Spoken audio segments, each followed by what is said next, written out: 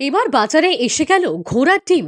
যে ঘোড়ার ডিমের কথা আমরা কথায় কথায় বলে থাকি, সেই ঘোড়ার ডিমই এবার বাজারে বিক্রি হতে দেখা গেল। এর আগে ঘোড়ার ডিম কথাটি বারবার বলে অথবা শুনে থাকলেও কেউ চোখে দেখেছেন কিনা জানা নেই।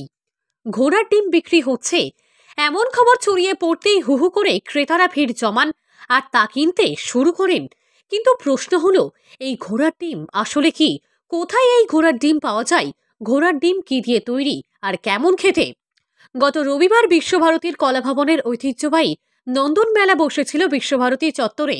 সেখানে ঘোড়ার ডিম বিক্রি করতে দেখা যায় কয়েকজন পড়ুয়াকে। আসলে ঘোড়ার ডিম বলতে সত্যি সত্যিই ঘোড়ার ডিম তা কিন্তু নয়। ওই পড়ুয়ারা মজা করে একটি খাবারের নাম রেখেছিলেন ঘোড়ার ডিম, আর সেই মজার বিষয়টি নন্দন মেলায় রীতিমতো সাড়া ফেলে দেয়।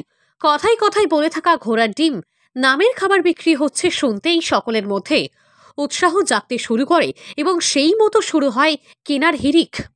ওই পড়ুয়ারা কিভাবে তৈরি করেছেন ঘোড়ার ডিম?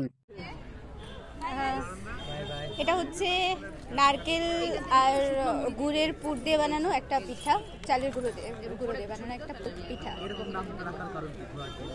আমরা একটু কিছু মজার করতে যাচ্ছিলাম, যেহেতু এটা জাদুর দেশ, তো তাই আমরা নাম রেখেছি ঘোড়ার ডিম।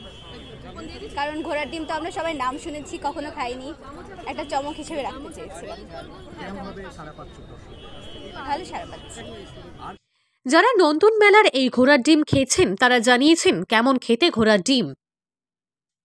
দেখা যাচ্ছে যে ঘোড়ার ডিম বিক্রি হচ্ছে, সেটা আপনারা খেয়েও দেখছেন, কেমন সুস্বাদু ঘোড়ার ডিম? প্রথমে তো ভাবিনি ঘোড়ার ডিম, হ্যাঁ, তারপরে শুনলাম এটা ঘোড়ার ডিম, হ্যাঁ, তারপরে দেখলাম যে খেয়ে পিঠের মতোই, তারপরে নারকেল পুর দেওয়া, কিন্তু ঘোড়ার ডিম খাচ্ছি এটা প্রথমবার আর কি। তো ভীষণ ভালো, মানে আপনারাও আসুন, ট্রাই করুন ঘোড়ার ডিম। শুধু নন্দন মেলাতেই পাওয়া যাচ্ছে, so try it, it's a very good, very tasty.